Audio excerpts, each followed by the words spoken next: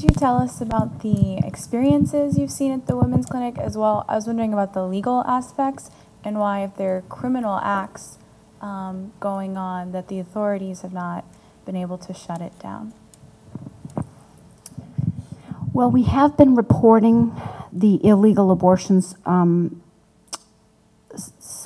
since I believe my first couple of reports were back in 2003 was when I really started to be aware of the laws. I didn't even know. I just went there to reach out to women and to help them through pregnancy. When I started to investigate the law and I realized that they were doing third trimester abortion. Now, little Rowan, mind you, abortions in the state of Florida are performed through 24 weeks with no questions asked.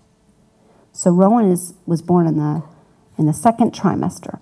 From 25 weeks and beyond, as John explained, here in Florida, they require that it be done for the life or health of the mother, and 2 physicians have to certify in writing that this is the case, and they can only be done in a hospital.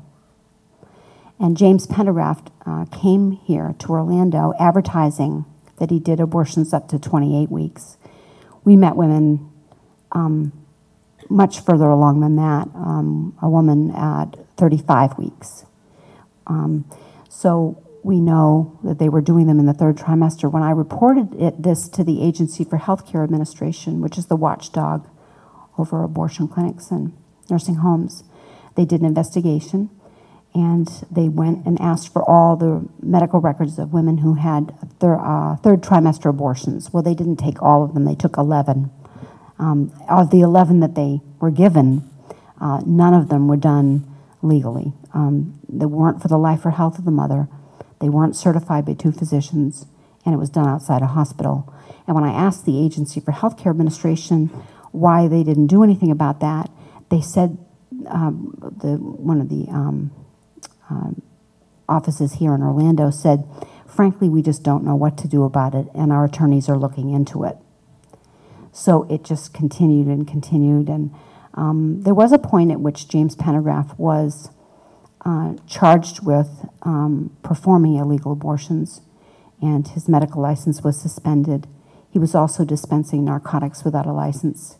He's a convicted felon, and they did shut his clinic down for a short period of time, and but now he's back to killing babies. And Patty, I want to ask you a question and quickly answer because we have other people, but you were telling me about how they hire chaplains now to actually have like a little prayer before they abort the baby. Can you explain that? I thought that was just outrageous, and it would be good for them to know that.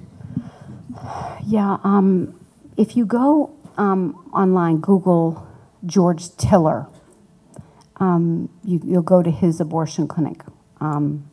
He's in Kansas. He's probably the most notorious late-term abortionist in the country. He has a resident chaplain in the abortion clinic with a collar, and they cremate the babies right there inside the building, and they'll do a little service for you, and this particular chaplain blesses the baby's body before he throws the child's body in the incinerator. And here in Orlando, if you look at womenscenter.com, James Pendergraft's website, you will see that James Pendergraft also offers to make arrangements to have services for the children and cremation, and so.